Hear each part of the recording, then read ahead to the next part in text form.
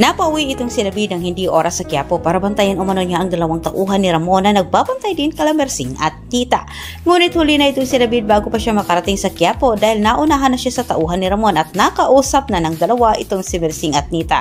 Napag-alaman sa dalawang tauhan ni Ramon ang kaugnayan ni Tanggol sa buhay ni Mokang. Gustong makasiguro ang dalawang tauhan ni Ramon ay maipakita sila ni Ramon. Kaya't hiningian niya itong si Mersing at Nita sa larawan sa sinabi nitong Tanggol.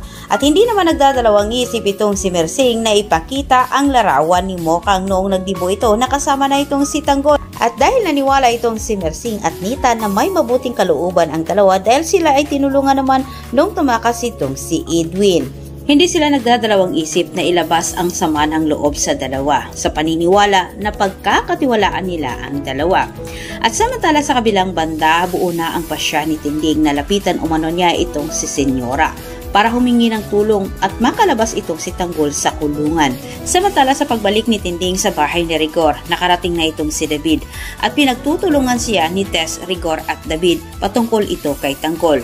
Kaya't napuno na itong si Tinding at sinabi niya sa tatlo na siya'y aalis na umano sa poder ni Rigor at tatandaan umano ng tatlo makakalabas umano itong si Tanggol dahil nakahanap na umano siya ng taong makakatulong para sa kanyang apo para hindi mabulok ito sa kulungan.